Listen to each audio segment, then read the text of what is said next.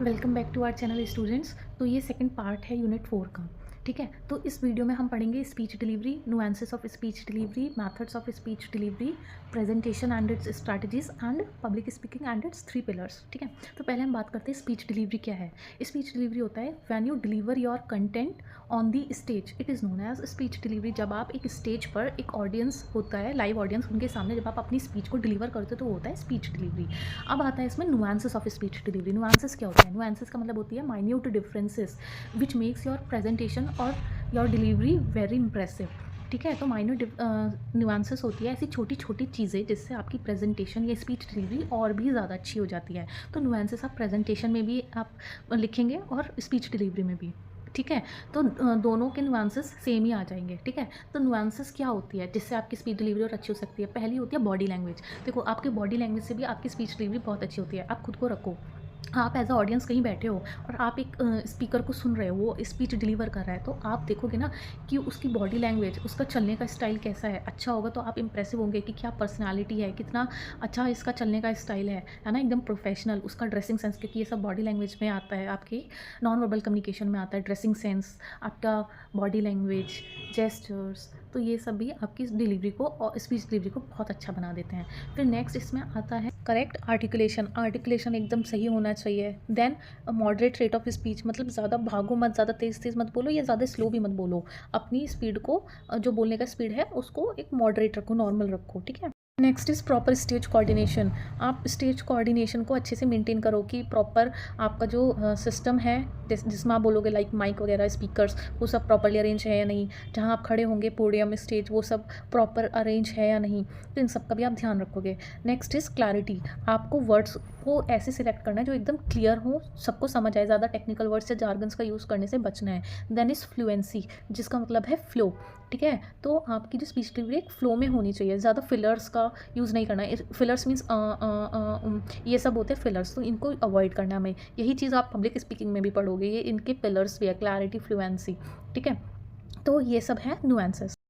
The methods of speech delivery, तो 4 methods हैं speech delivery के। First is reading manuscript, memorising, impromptu, extempore. तो first है reading manuscript. जैसा नाम से ही समझ आ रहा है, रीडिंग, तो आप इसमें एक स्क्रिप्ट को रीड करके आप स्पीच दे रहे हो, तो ये होता है रीडिंग मैन्यूस्क्रिप्ट। ठीक है, तो ये बहुत ज़्यादा बोरिंग हो जाता है क्योंकि आपका आई कांटेक्ट नहीं हो पाता है ऑडियंस के साथ, आप पूरा टाइम पेपर में ही देख के बोल रहे हो, तो इसलिए बहुत बोरिंग है, मोनोटोनस है, डल है।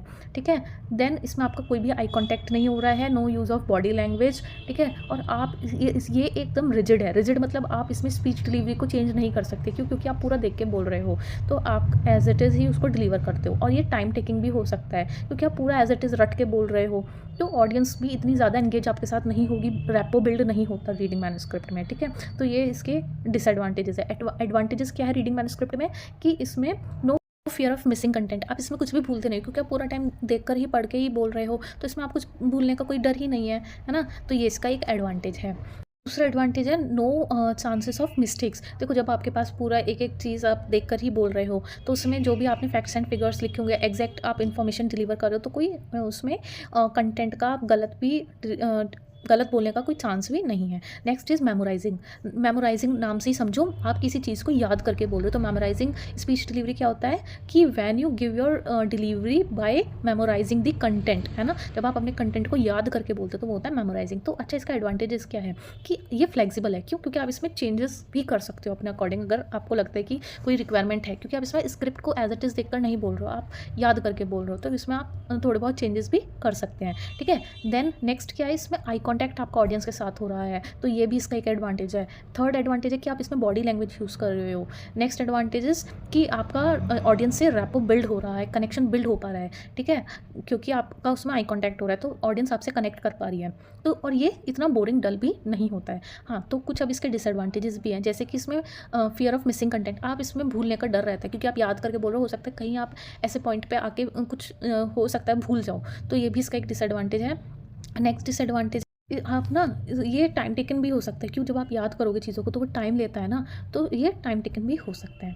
थर्ड इज़ इम्प्रॉम्प्टू, नाम से समझो इम्प्रॉम्प्टू। इम्प्रॉम्प्टू इम्प्रॉपर वर्ड से मिलता जुलता है ना, तो इम्प्रॉपर का मतलब जो सही से ना हो। तो इम्प्रॉम्प्टू स्पीच डिलीवरी भी यही होती है जब आपकी कोई तैयारी नहीं होती और सडनली कोई आपसे कहते कि आप खड़े होकर आइए इस टॉपिक पर बोलिए, तो आप उस टाइम एकदम से नर्वस हो जाते हो। क्यों? क्योंकि आप उसके लिए प्रिपेयर ही नहीं थे। तो इम्प्रॉम्प्टू एक इम्प्रॉपर वे है स्पीच डिलीवरी का, क्योंकि आपकी इसमें पहले से कोई no prior information, no prior knowledge, no prior preparation, आपके पास ना तो नॉलेज थी ना प्रिपरेशन थी, कुछ भी नहीं था। तो इसलिए इसमें बहुत ज़्यादा चांसेस होते हैं गलती होने के। तो कोशिश करो इस तरह की स्पीच डिलीवरी को अवॉइड ही करो।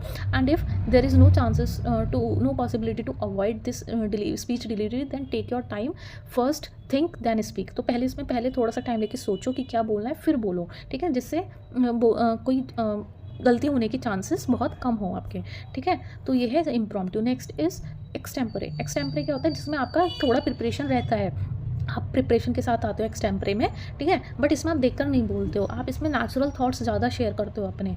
तो ये होता है एक्सटेम्परे।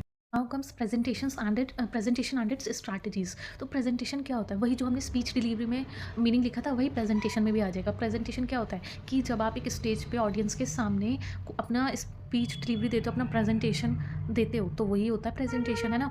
तो प्रेजेंटेशन की स्ट्रैटेजीज़ क्या है? तो इसकी 5 स्ट्रैटेजीज़ है। First is planning. देखो, कुछ भी आप करो तो ऑब्वियसली सबसे पहले प्लानिंग ही होती है उसमें, है ना। तो फर्स्ट इज़ प्लानिंग, कि आप किस टॉपिक पे बोलोगे, प्रेजेंटेशन किस टॉपिक पर दोगे, तो वो सब आप प्लानिंग करते हो। डेटा कहाँ कहाँ से कलेक्ट करोगे, ये सब प्लानिंग होती है।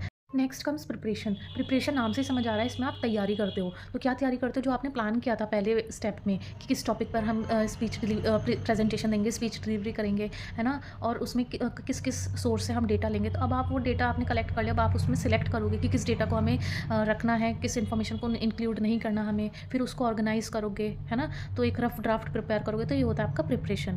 ऑर्गेनाइजेशन, अब नाम से ही समझ रहे हो, ऑर्गेनाइजेशन मीन्स ऑर्गेनाइज करना। तो अब आपने उस डेटा को जो रफली ड्राफ्ट किया था, अब आप उसको एक फाइनल स्पीच में उसको प्रिपेयर कर लोगे, ऑर्गेनाइज कर लोगे डेटा को। तो अब आपका ऑर्गेनाइजेशन में प्रॉपरली आपका डेटा कलेक्ट हो गया, ऑर्गेनाइज हो गया है, जो आप फाइनल प्रेजेंटेशन में बोलोगे, ठीक है। फिर नेक्स्ट आता है प्रैक्टिस। अब ऑब्वियसली आपको प्रेजेंटेशन देने से पहले तो प्रैक्टिस करनी होगी ना, जिससे आपका प्रेजेंटेशन बहुत अच्छा हो, क्योंकि विदाउट प्रिपरेशन कभी भी आप इतना अच्छा नहीं कर सकते। तो practice makes the man perfect. And last step is delivery. तो अब आपका सब फाइनल हो चुका है, स्पीच आपका प्रिपेयर हो गया है, प्रैक्टिस भी आपने कर लिया, अब आप उसको फाइनली डिलीवर करेंगे आपकी स्पीच को। तो ये 5 स्ट्रैटेजीज है preparation. Last topic is public speaking. Public speaking भी स्पीच डिलीवरी और प्रेजेंटेशन जैसा ही होता है, नाम से ही समझ आ रहा है, पब्लिक के सामने स्पीक करना। तो जब आप सामने लाइव ऑडियंस के सामने अपनी कोई भी स्पीच डिलीवरी करते हो, तो वो होती है पब्लिक स्पीकिंग, जिसमें आप लोगों से, पब्लिक से बात करते हो। तो ये आजकल तो टेक्नोलॉजी इतनी अपग्रेड हो गई है, तो अब ये लाइव ऑडियंस के साथ आप सोशल मीडिया प्लेटफॉर्म्स के थ्रू भी कर सकते हो, या लाइव भी कर सकते हो, फेस टू फेस, ठीक है।